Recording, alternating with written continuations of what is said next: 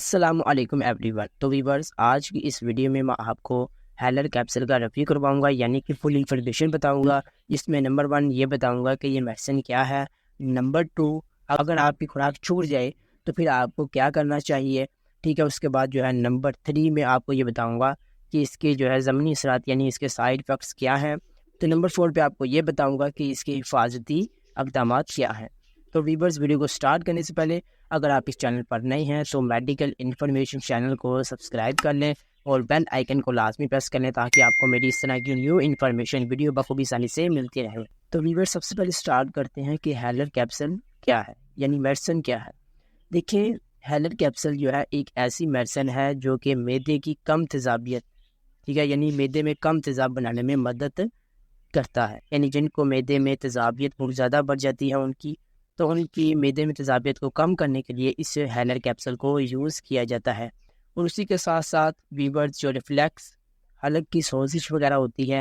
Reflex کے لیے use کرتے ہیں، حلق کی سوزش وغیرہ ہو اس کے لیے بھی اسے یوز کیا جاتا ہے۔ دیکھیں، معدے کی جو ہے حد بندی یا معدے میں خون کے بہنے کی بیماری میں مبتلا ہوتے ہیں، ٹھیک ہے، جو پیشنٹ معدے کی حد بندی یا معدے میں خون کے بہنے کی بیماری میں مبتلا ہوتے ہیں ان کے لیے بھی اسے یوز کیا جاتا ہے، ٹھیک ہے۔ اور اسی کے ساتھ ساتھ دیکھیں ویورز، اس کو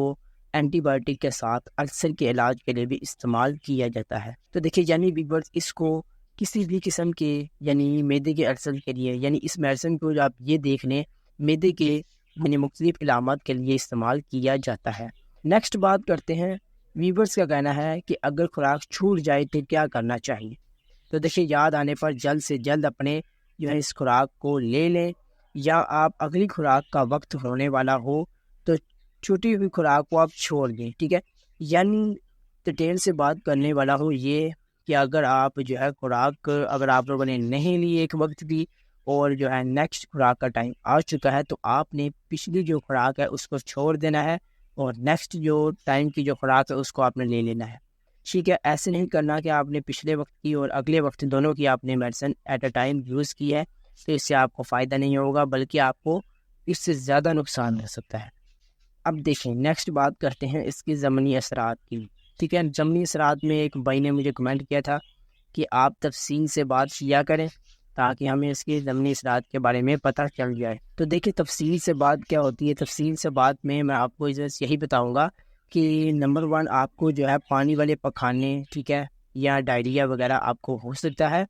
اور اس کے ساتھ ساتھ جو ہے آپ کو معدے میں بہت زیادہ شدید پین ہو سکتی ہے، اور اس کے بعد جو ہے ڈیٹیل سے بات کرتے ہیں، آپ کو گیس، شدید گیس آپ کو ہو سکتی ہے، یعنی بار بار آپ کو گیس وغیرہ آ سکتی ہے، ٹھیک ہے۔ اور اسی کے ساتھ ساتھ آپ کا معدہ خراب ہو یا آپ کو الٹیاں آتی ہو شدید، یعنی آپ کو یہ علامت وغیرہ درکار ہوتی رہے اس میڈیسن کو یوز کرنے کے بعد، ٹھیک ہے، تو تب بھی آپ جو ہے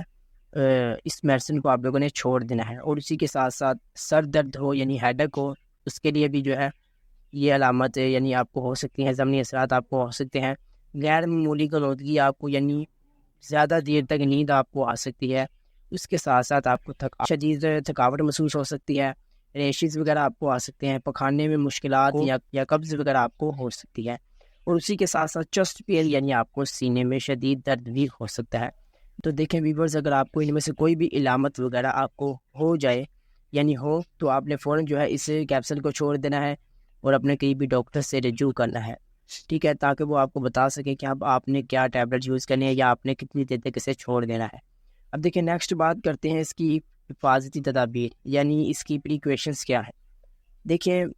نیکسٹ بات ہوتی ہے کہ کچھ میڈیسن ایسی ہوتی ہیں جن کے ساتھ آپ کو کسی دوسری میڈیسن کو یوز نہیں کرنا چاہیے، یا یوز اگر آپ کرنا چاہیں تو آپ جو ہے اپنے قریبی ڈاکٹرز یا فارمیسسٹ سے لازمی رابطہ کریں۔ یعنی ویورز، آپ اگر اس میڈیسن کو یوز کرنے لگیں تو سب سے پہلے آپ لوگوں نے اپنے ڈاکٹر سے ان میڈیسن کا ذکر کرنا ہے کہ آپ اسے یوز کر رہے ہیں۔ تو اگر آپ کو ڈاکٹر یہ ریکمنڈ کر دیں کہ ٹھیک ہے آپ اسے یوز کر سکتے ہیں تو آپ پھر کر سکتے ہیں، ورنہ ادروائز آپ ان میڈیسن کو یوز نہ کریں،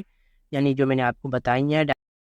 میڈیسن کو، اس کے ساتھ وارفرین جیسی جو بھی میڈیسن ہو،